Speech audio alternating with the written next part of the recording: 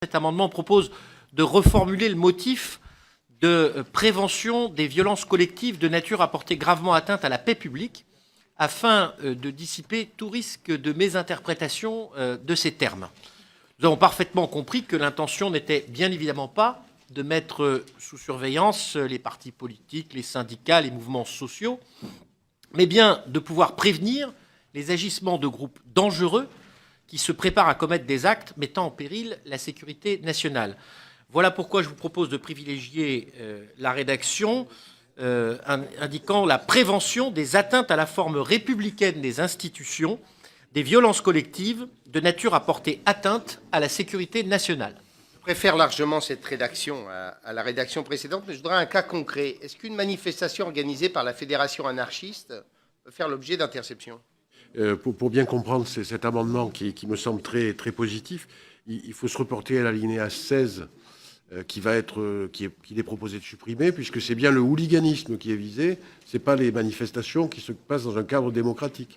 Juste pour dire, Hervé Morin, qu'en soi, une manifestation, quel que soit l'organisateur, n'est pas nécessairement susceptible de tomber dans le champ. Ça dépend de l'intention de ceux qui font la manifestation. S'ils font une manifestation dans l'intention de porter atteinte à la forme républicaine des institutions, ils rentrent dans le champ. Il ne s'agit absolument pas, à travers cette loi, de procéder à des interceptions de sécurité à l'égard de quiconque souhaite manifester, remettant en cause ainsi un principe auquel nous tenons par-dessus tout, qui est celui de la liberté de manifestation. Mais en même temps, il est tout à fait normal, s'il y a des risques de violence collective extrêmement graves, que nous puissions prendre toute précaution en raison des pouvoirs de police administrative dont nous disposons pour prévenir ces violences collectives extrêmement graves. Bon.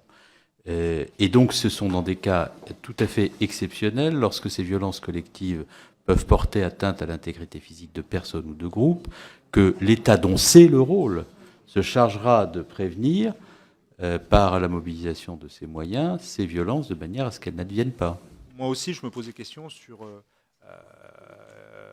le périmètre et les manifestations qui sont concernées. Ce n'est pas une question anodine. Pour être très clair, par exemple, est-ce que dans des mouvements qu'on a connus récemment, qui ont été l'objet d'affrontements avec les forces de l'ordre, et pour être très clair, par exemple, est-ce que dans le cas de Notre-Dame-des-Landes ou dans le cas de Sivins, on peut considérer, et je crois qu'une partie des services le considère, qu'il y a parmi certains manifestants une volonté de s'en prendre à la forme républicaine des institutions. Est-ce que c'est le cas, par exemple, dans la formulation qui est posée par l'amendement de mon collègue Popelin ? L'objet de ce texte de loi n'est pas de viser tel ou tel groupe ou telle circonstance, c'est de définir des principes généraux. À partir du moment où il y a des risques de violence extrêmement graves qui peuvent se produire, qui peuvent porter atteinte soit à l'équilibre de nos institutions, soit porter atteinte à l'intégrité physique de personnes de façon violente, massive, nous prenons des précautions pour éviter que cela ne se produise, ce qui est du rôle de l'État que de protéger les citoyens contre des violences collectives et massives susceptibles de s'appliquer à eux. Point à la ligne. Quand vous prenez le dispositif tel qu'il est conçu, il a été conçu pour être extrêmement protecteur des libertés publiques, il a été conçu pour prévenir des violences extrêmement graves qui elles-mêmes peuvent être attentatoires à l'exercice d'un certain nombre de libertés publiques et mobilise un ensemble de contrôles administratifs, juridictionnels, jusqu'à l'intervention du juge pénal pour constater une inadéquation entre ce qui a été mobilisé et ce qu'est le droit en vigueur. Et ça, vraiment, c'est l'intention du gouvernement que de mettre ces principes dans la loi, précisément parce que ce que nous devons faire pour prévenir l'est au titre de la protection des libertés et par conséquent ne peut en aucun cas être attentatoire à ces libertés. Dans l'hypothèse où une manifestation pacifique est organisée mais que celle-ci est infiltrée par des éléments dangereux, les services de renseignement s'intéressent à qui ? Aux éléments dangereux mais également aussi aux organisateurs de la manifestation pacifique ? Permettez-moi, avant de répondre à votre question, de poser le problème autrement. Considère-t-on, par-delà les sensibilités qui peuvent exister dans cette salle, que lorsqu'il y a des éléments qui sont portés à la connaissance de l'État témoignant du risque de violence majeure à l'égard d'individus ou de groupes d'individus, je pense par exemple à des groupes qui peuvent avoir l'intention, parce que ça s'est produit, de manifester à la sortie de tel ou tel lieu de culte pour procéder à des actions d'une extrême violence, est-il du rôle de l'État de prévenir cette violence ou de la laisser se déployer?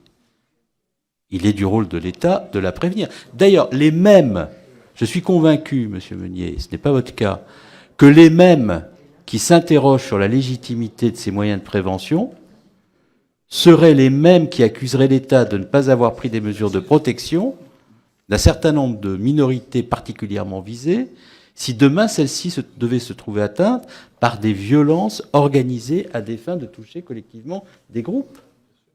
Les mêmes. Les mêmes. Non mais bien entendu, mais nous ne justifions de rien, Monsieur Morin. Nous vous expliquons simplement ce que sont les principes qui fondent cette loi. Donc, par conséquent, lorsque il y a à l'occasion de manifestations, des individus qui peuvent agir de façon violente, l'ensemble des moyens de police administrative sont déclenchés pour éviter qu'ils ne le fassent, parce que c'est notre rôle que de le faire.